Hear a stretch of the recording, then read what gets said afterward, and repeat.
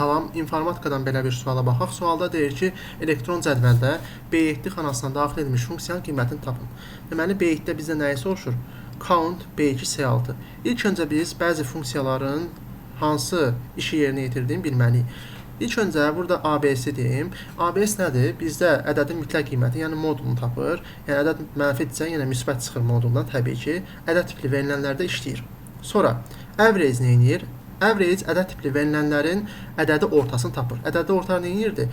Yəni xanadakı elementləri toplayır, onların sayına bölür. Ədədi ortanı tapır. Sonra count A nə edir?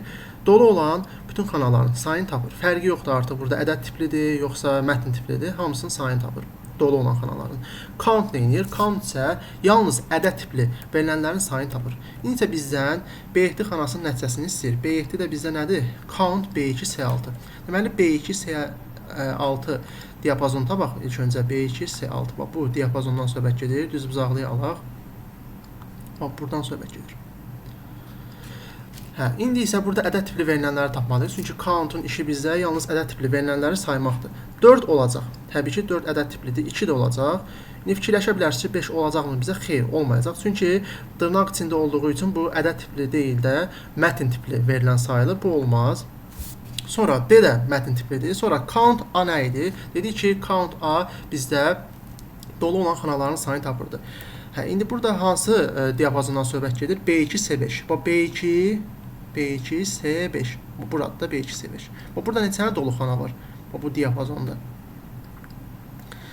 Deməli 1, 2, 3, 4, 5, 6, 7. Deməli 7. Bax bunun qiyməti nədir? 7-dir. 7 də ədəd tipli olduğu üçün bunu da götürməliyik. Sonra 6 da ədəd tipli təbii ki. ABS B4 bəs. B4 biz dedik ki, bayaqları ədəd tipli deyil, mətn tiplidir. Onu biz modulunda tapa bilmərik. Bəs bu zaman nə baş verəcək? Təbii ki, bizdə dəyər xətası, value xətası baş verəcək. Deməli, bu bizə ədəd tipli verilən verməyəcək. Bu da uyğun deyil, xəta verəcək bizə. Sonra bir də mətn tiplidir, bu da olmaz. Bir də qaldı average B2 C5. B2 C5 diapazonunda, bax bu diapazondan söhbət gedir. Burada həm 5, həm 1, həm D kimi mətn tipli verilənlər var. Onların da mən ədədin ortasını tapa bilmirəm. Çünki ədədi orta yalnız ədəd tipli verilənlərə tətbiq oluna bilir. Bu da bizə nə verəcək? Yenə də dəyər xətası, value xətası verəcək.